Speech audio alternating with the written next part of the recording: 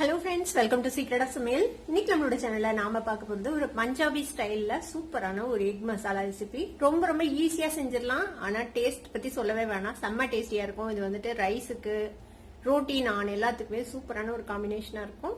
வீடியோக்குள்ள போறதுக்கு முன்னாடி நீங்க என்னோட சேனலுக்கு இப்ப முதல் முறையா வரீங்கன்னா வீடியோ கீழே இருக்கிற சப்ஸ்கிரைப் பட்டனை மறக்காம பிரஸ் பண்ணிக்கோங்க. பக்கத்துல இருக்கிற நோட்டிபிகேஷன் பெல்லையும் மறக்காம கிளிக் பண்ணிக்கோங்க. அப்பதான் ஃபியூச்சர் நோட்டிபிகேஷன்ஸ் உங்களுக்கு உடனே வந்து சேரும்.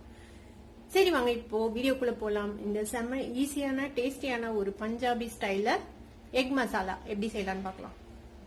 இப்போ பேன்ல ஒரு 1.5 டேபிள் ஸ்பூன் அளவுக்கு எண்ணெய் விட்டுருக்கேன். இதுல வந்துட்டு எண்ணெய் சூடானதும் ஒரு 3 பச்சை மிளகாவை நீளமா நறுக்கி வச்சிருக்கேன். அதே மாதிரி கொஞ்சமா கருவேப்பிலை எடுத்து வச்சுட்டேன், சேர்த்துக்கலாம்.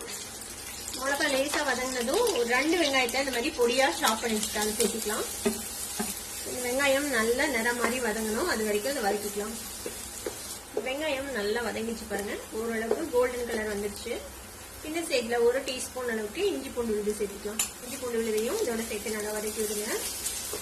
ஒரு 1 நிமிஷம் இஞ்சி பூண்டு பேஸ்டையும் நல்லா வதக்கி விட்டாச்சு. ஒரு 2 மீடியம் சைஸ் தக்காளியை இந்த மாதிரி நல்லா ஃபைனா சாப் பண்ணி வச்சிருக்கேன், இதை சேர்த்துக்கலாம். இதோட சேர்த்து நல்லா வதக்கி விட்டுலாம்.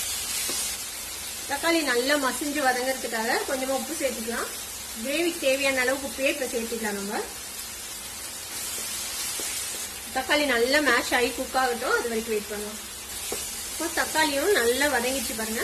இப்போ இதுல மசாலா பொடியெல்லாம் சேர்த்திடலாம். 2 டீஸ்பூன் மல்லித்தூள் எடுத்து வச்சிருக்கேன், 1 டீஸ்பூன் அளவுக்கு மிளகாய் தூள், ஒரு 1/4 டீஸ்பூன் மஞ்சள் தூள். இந்த மசாலா பொடியையும் இதோட சேர்த்து நல்லா வதக்கி விட்டுலாம். மசாலா பொடியும் நல்லா பச்சை வாசனை போக வதங்கிடுச்சு, எண்ணெய் பிரிஞ்சிருச்சு பாருங்க. இப்போ இந்த ஸ்டேஜ்ல 2 டேபிள் ஸ்பூன் அளவுக்கு ஃப்ரெஷ்ஷான தயிர். கண்டிப்பா புளிச்சிருக்க கூடாது, தயிர் புளிச்சிருந்தனா கிரேவியோட டேஸ்டே மாறி போயிடும். 2 டேபிள் ஸ்பூன் அளவுக்கு நல்லா ஃப்ரெஷ்ஷான தயிர் சேர்த்து அதையும் நல்லா கைவிடாம கிண்டி விடுங்க. தயிர் இந்த மசாலாவோட சேர்ந்து நல்லா வதங்கி எண்ணெய் பிரியணும், அது வரைக்கும் இதை வதக்கி விட்டுருலாம். இப்போ பாத்தீங்கன்னா தெரியும், தயிரும் நல்லா வதங்கிடுச்சு, எண்ணெய் பிரிஞ்சிச்சு பாருங்க. இந்த ஸ்டேஜ்ல கொஞ்சமா தண்ணி சேர்த்திக்கலாம். கொஞ்சம் கெட்டியான மசாலா மாதிரி தான் இருக்கும், அதனால கொஞ்சமா தான் தண்ணி சேர்த்திருக்கேன். ஒரு 1/4 கப் அளவுக்கு தண்ணி.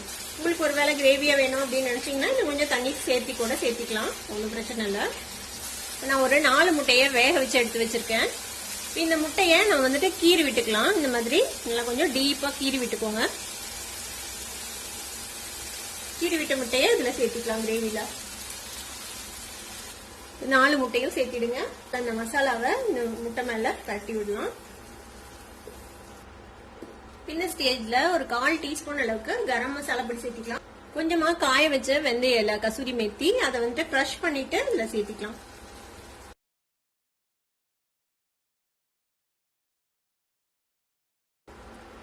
இதையும் சேர்த்தி இந்த முட்டையோட நல்லா மிக்ஸ் பண்ணி விட்டுறலாம். கொஞ்சம் தண்ணி விடுறேன்.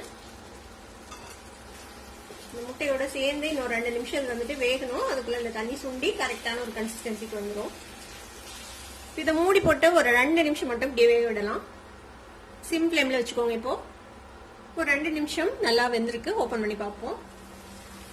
பாத்தீங்கன்னா தெரியும், சூப்பரா எண்ணெய் பிரிஞ்சு நல்லா அந்த முட்டையோட ஃபிளேவரும் இந்த கிரேவியில வந்து இறங்கியிருக்கும். கிரேவி வந்து சூப்பரான ஒரு கன்சிஸ்டன்சில வந்து பாருங்க, ஒரு மாதிரி மசாலா மாதிரி. இதுக்கு மேல நம்ம கொத்தமல்லி தலை தூவி இறக்கிட வேண்டியதுதான். அவ்வளவுதான், ஒரு பஞ்சாபி தாபா ஸ்டைல சூப்பரான முட்டை மசாலா ரெடி ஆயிடுச்சு. அடுப்பு ஆஃப் பண்ணிடலாம். இந்த ஈஸியான பஞ்சாபி எக் மசாலாவை நீங்களும் ட்ரை பண்ணி பாருங்க. ட்ரை பண்ணி பார்த்துட்டு எப்படி இருந்தது அப்படின்னு கமெண்ட்ஸ்ல ஃபீட்பேக் கொடுங்க. இந்த வீடியோ உங்களுக்கு பிடிச்சிருந்தா சப்ஸ்கிரைப் பண்ணுங்க, பக்கத்துல பெல் ஐகானை கிளிக் பண்ணுங்க. அப்பதான் ஃபியூச்சர் நோட்டிபிகேஷன் உங்களுக்கு உடனே வந்து சேரும்.